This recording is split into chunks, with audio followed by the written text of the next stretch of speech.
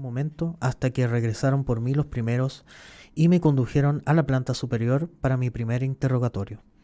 Durante mi estancia en Londres 38 adquirí la noción de que existían dos niveles, la planta baja y la planta alta.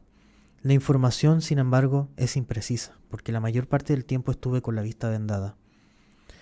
En la planta baja se encontraba, además de la recepción, una sala común grande vigilada por guardias armados con fusiles AK-47, donde permanecíamos los prisioneros, durante el día sentados en sillas, a veces en el suelo, esposados y vendados, esperando nuestro turno para ser llevados a interrogatorios.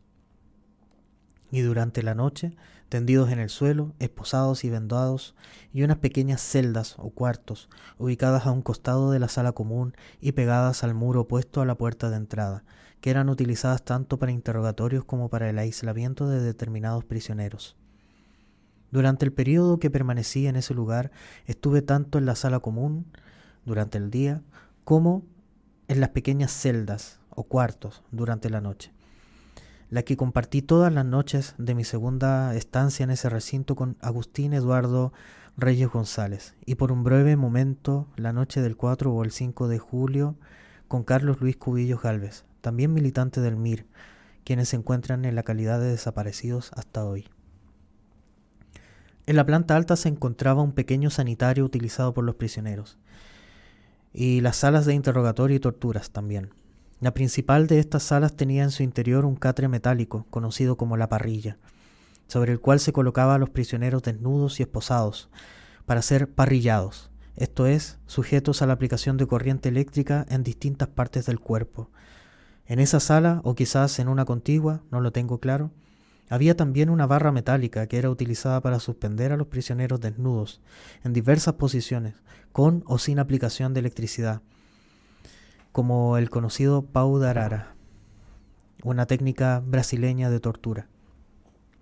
En ese lugar fui objeto en diversas ocasiones de interrogatorios con tortura, los que siguieron casi siempre el mismo patrón: amenazas e insultos, golpes de puños y pies, aplicación de corriente eléctrica sentado en una silla, acostado en la parrilla o colgado de la barra metálica.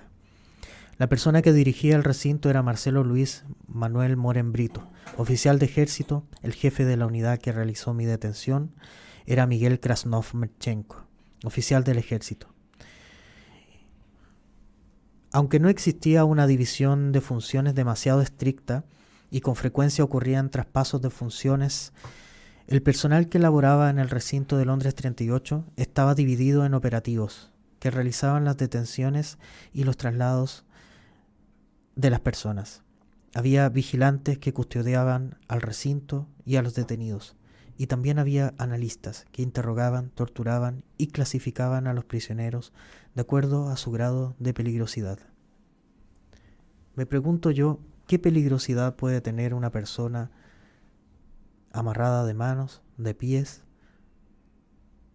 destruida físicamente, emocionalmente, torturada, sin energía, sin alimento, sin agua, sin luz, sin personas que puedan hablarle, sintiendo en cada momento el peso de la muerte, deseando la muerte y deseando también que no lleguen a ese lugar sus familiares? Era sabido que en Londres 38 no solo se torturaba a quienes eran detenidos, sino también muchas veces se llevaron a los familiares y cercanos de las personas para torturarlos frente a ellos. La tortura es un acto inhumano y un acto que se cometió en Chile en reiteradas ocasiones y que al día de hoy aún existe quienes los niegan.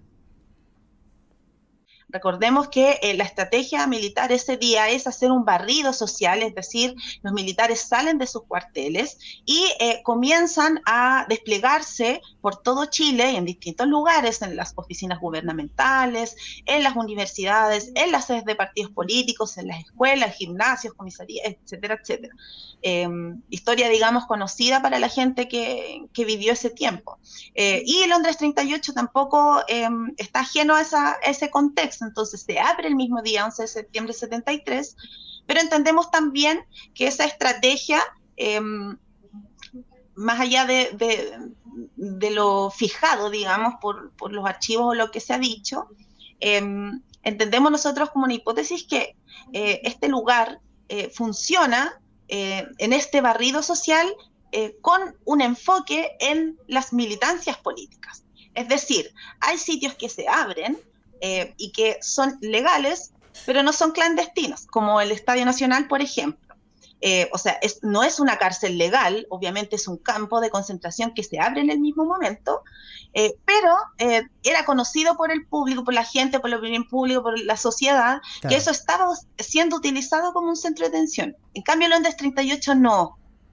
Aparte de ser ilegal, es un centro clandestino, es decir, la estrategia militar está pensada para que las personas no se dieran cuenta que este lugar estaba siendo ocupado desde el mismo día 11 de septiembre de 73 como un centro de detención. Y para eso habían ciertas técnicas, como tapar las ventanas, pintarlas de blanco, taparlas con frazadas, con periódicos, para que no se escucharan lo que sucedía adentro. Se ponía música muy fuerte, que son modos operandi que también tuvieron lugar en otros sitios de memoria. Permite esa desobediencia, esa rebeldía, aun cuando estás en esas condiciones, poder después identificar la casa a partir de cosas sensoriales como, bueno, tú que recorriste la casa te vas a dar cuenta que ya al entrar en la calle hay adoquines.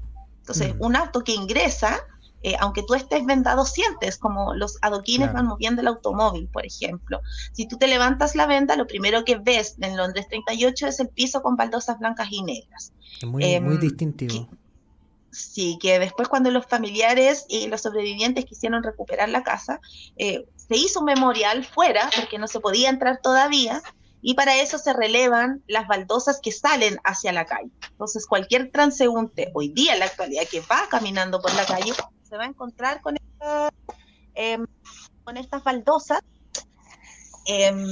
ya de camino a la casa. Entonces, como que la casa llama, digamos, al transeúnte a ingresar. Esos detalles permiten luego identificar la casa. Está muy cerca de la iglesia de San Francisco, una iglesia que tiene un campanario súper grandote. Entonces los prisioneros y prisioneras escuchaban las campanadas. Los más mayores se acordarán que en el Cerro en Santa Lucía, se tocaba un cañonazo a las 12 del día. Claro. A las 12 del día. Y ahí estamos, pero a 5 o 6 cuadras del Cerro Santa Lucía. Entonces, el cañonazo se sentía muy fuerte. Estaba muy cerca de los Juegos Diana, también se acordarán los más antiguos, claro, que existían. Ahora existen todavía, pero están ubicados en otro lado. Ahí, claro.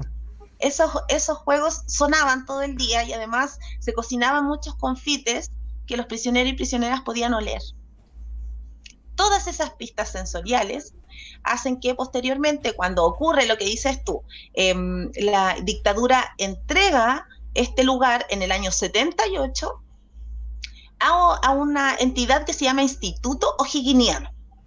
Ese instituto va a ocupar la casa durante 30 años y entre medio, desde el 78 al 90, ellos están ahí ocupando la casa, digamos, pero después que se recupera la democracia o postdictadura o democracia entre comillas, como le queramos llamar, se abren algunos procesos judiciales y como Londres tiene una alta tasa de sobrevivencia, es decir, de los 2.000 aproximadamente personas que pasaron por allí, muy poquitos, es decir, 98 hoy día están en calidad de detenidos desaparecidos. Entonces hay muchas personas que vivieron para contar lo que sucedió en la casa. Y abrieron procesos judiciales también tendientes a marcar la casa o obviamente a demandar justicia de parte del Estado, que en este caso era el perpetrador, digamos, el criminal. Estos son crímenes de Estado y por lo tanto es el Estado quien debe obviamente establecer la verdad, toda la justicia, garantías de no repetición también y de reparación. A partir de eso, familiares empiezan a demandar al Poder Judicial toda esta verdad, toda esta justicia, y para eso se investiga, digamos, el lugar. Los jueces se apersonan en el lugar para reconocer si esa era efectivamente la casa y encuentran algunas pistas que están relatadas en los testimonios de las personas.